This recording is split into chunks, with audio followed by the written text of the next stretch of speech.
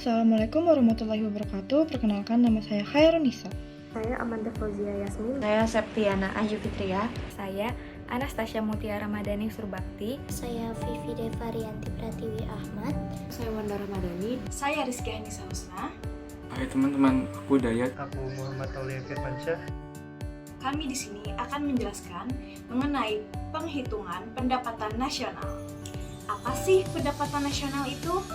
Nah, pendapatan nasional adalah suatu bentuk tolak ukur yang dipakai untuk memperhitungkan suatu perekonomian negara untuk memperoleh gambaran tentang perekonomian yang sudah dicapai dan nilai pengeluaran yang diproduksi. Singkatnya, pendapatan nasional adalah suatu alat ukur untuk menentukan tingkat perekonomian suatu negara. Ada beberapa tujuan dari pendapatan nasional. Yang pertama, untuk mengukur laju pertumbuhan ekonomi nasional. Dengan adanya data pendapatan nasional, negara bisa tahu apakah ada peningkatan dari laju pertumbuhan ekonomi negara dari tahun ke tahun, mengalami kemajuan atau kemunduran, sehingga bisa dilakukan evaluasi ke depannya. Yang kedua, untuk membandingkan kemajuan perekonomian antar negara. Nah, dari sini bisa dilihat mana saja negara yang masuk kategori negara maju dan berkembang. Semakin tinggi pendapatan nasionalnya, berarti negara tersebut makin maju. Yang ketiga, untuk mengetahui struktur perekonomian suatu negara. Kita bisa lihat suatu negara mendapatkan pendapatan paling tinggi dari sektor mana, apakah pertanian atau industri. Yang keempat, menjadi landasan perumusan kebijakan pemerintah. Setelah pemerintah mengetahui tingkat perekonomian negaranya, maka bisa dilakukan evaluasi terkait dengan kebijakan agar bisa ditingkatkan lagi. Yang kelima, membantu pemerintah untuk melakukan evaluasi dan mengukur perubahan yang terjadi.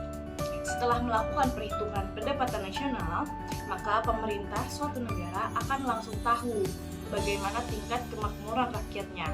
Ini tentu akan membantu pemerintahan negara tersebut, terutama saat melakukan evaluasi nanti. Adapun evaluasi yang dilakukan biasanya menyangkut kebijakan ekonomi yang sudah mereka lakukan selama ini. Di sini saya ingin melanjutkan penjelasan teman saya mengenai konsep pendapatan, yaitu produk domestik bruto atau gross domestic product atau GDP. Produk domestik bruto atau gross domestic product merupakan jumlah nilai produk berupa barang dan jasa yang dihasilkan oleh unit-unit produksi di dalam batas wilayah suatu negara atau domestik selama 1 tahun. Dalam perhitungan GDP ini termasuk juga hasil produksi barang dan jasa yang dihasilkan oleh perusahaan atau orang asing yang beroperasi di wilayah negara yang bersangkutan. Barang-barang yang dihasilkan termasuk barang modal yang belum diperhitungkan penyusutannya, karena jumlah yang didapatkan dari GDP dianggap bersifat bruto atau kotor. Pendapatan nasional merupakan salah satu ukuran pertumbuhan ekonomi suatu negara. Rumus dari GDP yaitu pendapatan masyarakat dalam negeri ditambah dengan pendapatan asing dalam negeri. Selanjutnya yaitu produk nasional bruto atau gross national product atau GNP. Produk nasional bruto atau gross national product atau GNP meliputi nilai produk berupa barang dan jasa yang dihasilkan oleh penduduk suatu negara selama 1 tahun, termasuk hasil produksi barang dan jasa yang dihasilkan oleh warga negara yang berada di luar negeri, tetapi tidak termasuk hasil produksi perusahaan asing yang beroperasi di wilayah negara tersebut. Rumus dari produk nasional bruto atau GNP yaitu pendapatan WNI dalam negeri ditambah dengan pendapatan WNI luar negeri dikurangi pendapatan asing dalam negeri. Ini aku akan menjelaskan apa itu NNI dan apa itu NNP. Oke, kita bahas yang pertama yaitu NNI. Apa sih NNI itu? Net National Income. NNI dalam bahasa Indonesia berarti pendapatan nasional neto, yaitu produk nasional neto PPN dikurangi dengan pajak tidak langsung ditambah subsidi. Adapun yang termasuk dalam NNI adalah pendapatan rumah tangga, pemerintah, dan bisnis. Pendapatan NNI dihitung sebagai balas jasa yang diterima oleh masyarakat sebagai pemilik faktor produksi. NNI salah satu jenis pendapatan nasional yang memberikan gambaran mengenai tingkatan produksi barang dan jasa yang dihasilkan suatu negara, mulai dari produk domestik bruto hingga pendapatan nasional neto atau NNI. Nah, gimana sih cara menghitung NNI itu? Di sini aku akan kasih caranya. Cara menghitung NNI itu yaitu dengan rumus NNP dikurangi pajak tidak langsung ditambah subsidi. Pajak tidak langsung yang dimaksud dalam perhitungan NNI adalah pajak yang bebannya diberikan kepada pihak lain, misalnya pajak hadiah, pajak penjualan, dan sejenisnya. Oke, next kita akan bahas apa itu NNP. Jadi apa sih NNP itu? NNP singkatan dari Net National Product. Apa itu NNP? Pengertian NNP adalah konsep pendapatan nasional yang hanya memperhitungkan laba produksi. Hal ini karena tujuan dari NNP adalah untuk mencari neto atau nilai bersih dari suatu produksi. NNP diperoleh dari penjumlahan Gross National Production yang dikurangi oleh penyusutan barang-barang modal. Oke, jadi gimana sih cara ngitung NNP? Di sini aku akan kasih caranya. Katakanlah GNP sebuah negara adalah 24 miliar. Pendapatan neto luar negeri sebesar 3,5 miliar. Pajak langsung 2,5 miliar. Penyusutan 2 miliar 750 juta. Pajak tidak langsung 3 miliar. Jadi rumusnya itu NP dikurangi dengan penyusutan. Jadi NNP-nya GNP-nya 24 miliar dikurangi dengan penyusutan 2 miliar 750 juta. Jadi hasilnya 21,250 miliar. Jadi dari soal tersebut jumlah NNP adalah sebesar 21,250 juta. Next akan dijelaskan oleh teman kami. Baik, untuk konsep pendapatan selanjutnya ada pendapatan perseorangan atau PI. Pendapatan perseorangan atau personal income adalah jumlah pendapatan yang diterima oleh setiap orang dalam masyarakat, termasuk pendapatan yang diperoleh tanpa melakukan kegiatan apapun. Pendapatan perseorangan juga menghitung pembayaran transfer atau transfer payment. Transfer payment adalah penerimaan yang bukan merupakan balas jasa produksi tahun ini, melainkan diambil dari sebagian pendapatan nasional tahun lalu. Contoh, pembayaran dana pensiunan, tunjangan sosial bagi para pengangguran, bekas pejuang, bunga utang pemerintah, dan sebagainya. Untuk mendapatkan jumlah pendapatan perseorangan, NNI harus dikurangi dengan iuran pensiun, yaitu iuran yang dikumpulkan oleh setiap tenaga kerja dan setiap perusahaan dengan maksud untuk dibayarkan kembali setelah tenaga kerja tersebut tidak lagi bekerja. Lalu dikurangi dengan laba yang tidak dibagi, yaitu sejumlah laba yang tetap ditahan di dalam perusahaan untuk beberapa tujuan tertentu, misalnya keperluan perluasan perusahaan. Dikurangi lagi dengan pajak laba perusahaan, yaitu pajak yang dibayar setiap badan usaha kepada pemerintah. Lalu ditambah dengan transfer payment. Kemudian ada konsep pendapatan, yaitu pendapatan siap dibelanjakan atau DI. Pendapatan yang siap dibelanjakan atau disposable income adalah pendapatan yang siap untuk dimanfaatkan guna membeli barang dan jasa, konsumsi, dan selebihnya menjadi tabungan yang disalurkan menjadi investasi. Disposable income ini diperoleh dari personal income atau PI dikurangi dengan pajak langsung. Pajak langsung atau direct tax adalah pajak yang bebannya tidak dapat dialihkan kepada pihak lain.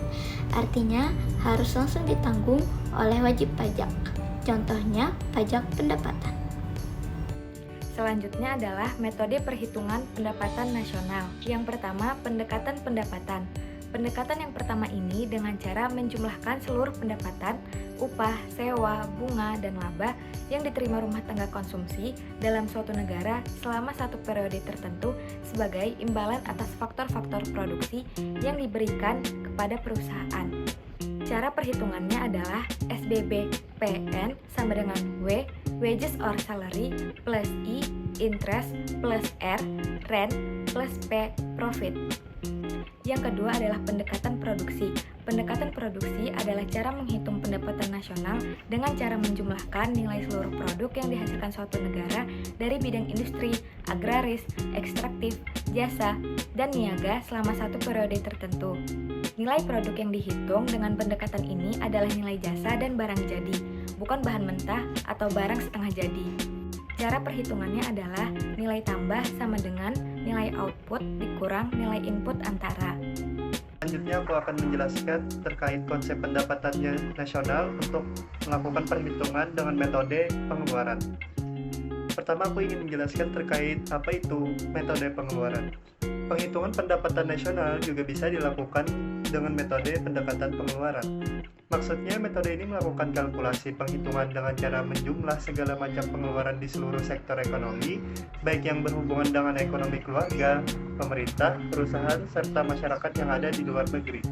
Sama dengan metode perhitungan pendapatan nasional sebelumnya, yaitu kalkulasi dilakukan untuk satu periode atau untuk 1 tahun.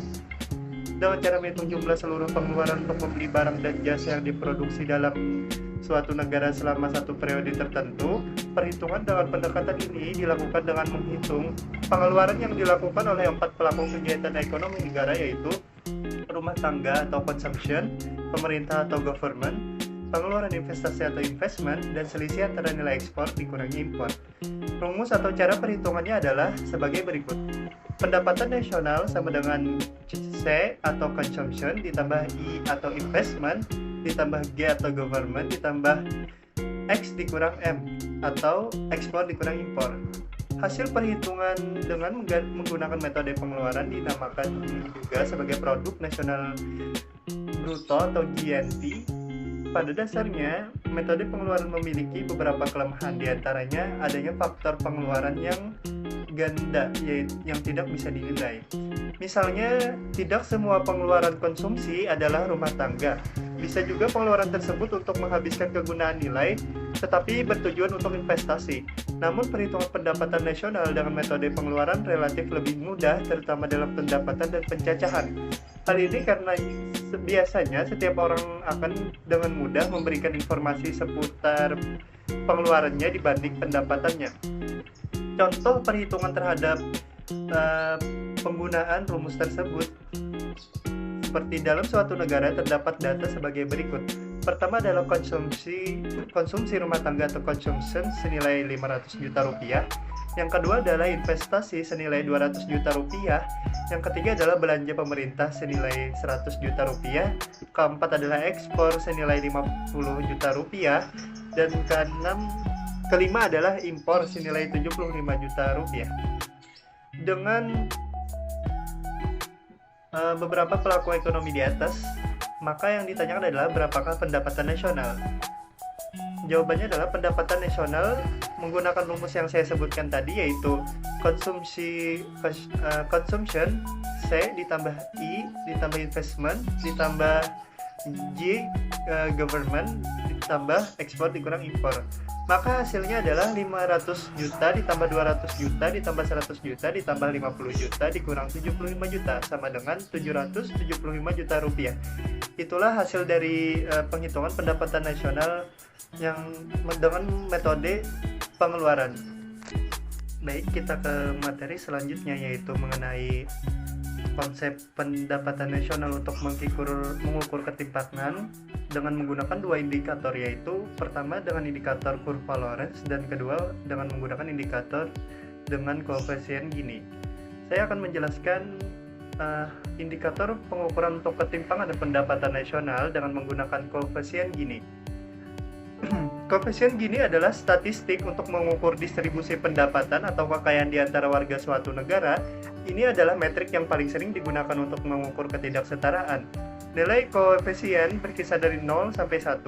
Koefisien 0 berarti kesetaraan sempurna. Sebaliknya, koefisien 1 berarti ketimpangan sempurna, di mana satu orang mengendalikan semua pendapatan atau kekayaan dalam perekonomian.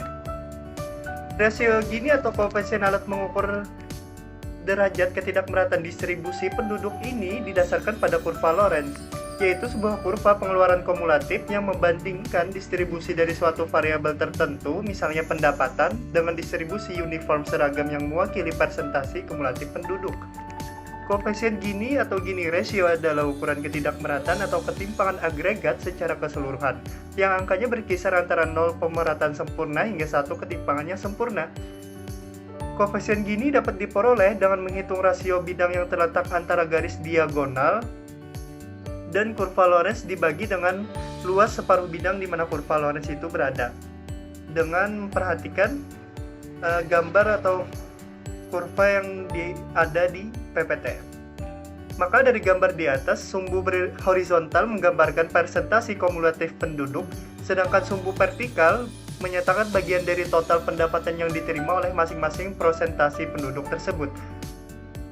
Sebagai garis diagonal di tengah disebut garis kemerataan sempurna, karena setiap titik pada garis diagonal merupakan tempat kedudukan persentase penduduk yang sama dengan persentase penerimaan pendapatan. Semakin jauh jarak garis kurva Lorenz dan dari garis diagonal, semakin tinggi tingkat ketidakmerataannya. Sebaliknya, semakin dekat jarak kurva Lorenz dari garis diagonal, semakin tinggi tingkat pemerataan distribusi pendapatannya. Pada gambar di atas, besarnya ketimpangan digambarkan sebagai daerah yang diarsip. Begitulah cara untuk membaca kurva yang ada di PPT beserta penjelasan mengenai koefisien Gini. Kurva Lorenz secara sistematis mewakili distribusi pendapatan di suatu negara. Sumbu X menggambarkan presentasi kumulatif pendapatan menurut pendapat dari yang tertinggi hingga terendah. Sedangkan sumbu Y merupakan presentasi kumulatif dari pendapatan yang telah diperoleh. Garis lurus diagonal 45 derajat mewakili kesetaraan sempurna. Misalnya, 25% penduduk termiskin akan mewakili 25% total dari pendapatan nasional. Adapun faktor ketimpangan pendapatan seperti pengangguran, inflasi, kebijakan fiskal, serta kemiskinan. Ketimpangan pendapatan dapat diukur dengan cara rasional distribusi pendapatan atau rumus RDU. Apabila terjadi selisih yang tinggi antara yang satu dengan yang lainnya, ini menandakan pemerataan pendapatan belum optimal. Berikut contoh soal ketimpangan pendapatan menggunakan rasio distribusi ukuran. Di sini terdapat ada kolom dan 10 orang beserta pendapatannya. Langkah pertama, kita akan menghitung total pendapatannya dengan cara menambahkan semua pendapatannya, yaitu 55 juta. Langkah kedua, kita akan menghitung pendapatan rata-ratanya dengan cara total pendapatan kita bagi jumlah orangnya. Hasilnya tadi 55 juta kita bagi 10 orang, yaitu 5.500.000. Langkah ketiga, kita akan menghitung deviasi pendapatannya dengan cara pendapatan individu kita bagi pendapatan rata-rata. Caranya, orang ke-1 pendapatannya 1 juta, jadi 1 juta itu kita kurang 5.500.000 sama dengan 4.500.000. Begitu juga orang kedua pendapatannya 2 juta akan kita kurangi dengan 5.500.000 sama dengan 3.500.000. Orang ketiga pendapatannya 3 juta kita kurangi 5.500.000 sama dengan 2.500.000. Seterusnya sampai orang ke-10, 10 juta kita kurangi 5.500.000 sama dengan 4,5 juta. Setelah itu pendapatannya akan kita tambah semua sama dengan 27.500.000. Terakhir akan kita masukkan ke dalam rumus RDU atau rasional distribusi ukuran, yaitu total deviasi pendapatan kita bagi 2 kali total pendapatan. Jadi 27.500.000 kita bagi dengan 2 kali 55 juta atau 27.500.000 kita bagi dengan 110 juta. Nilai RDU kisaran 0 sampai 1, jadi semakin tinggi nilai RDU-nya, semakin tinggi juga tingkat ketimpangan pendapatannya. Jadi, hasil dari contoh soal tadi 0,5 termasuk golongan tinggi untuk ketimpangan pendapatanmu. Jadi sekarang saya akan kembali membahas mengenai materi yang sebelumnya telah dibahas oleh teman saya, yaitu mengenai indikator. Untuk mengukur tingkat kesenjangan atau pemerataan distribusi pendapatan di suatu daerah atau negara, para ahli ekonomi menggunakan beberapa indikator statistik. Sekarang saya akan menjelaskan 2 di antaranya. Yang pertama yaitu ada indikator Lorenz. Indikator ini menggunakan kurva Lorenz untuk menggambarkan perbandingan antara persentase kumulatif populasi dengan persentase kumulatif pendapatan yang diterima oleh populasi tersebut. Kurva Lorenz akan semakin melengkung jika distribusi pendapatan semakin tidak rata, dan kurva Lorenz akan menjadi garis lurus jika distribusi pendapatan sama rata. Yang kedua yaitu ada indeks rasio Gini. Indeks ini menggunakan koefisien Gini untuk menghitung tingkat ketimpangan distribusi pendapatan di suatu daerah atau negara.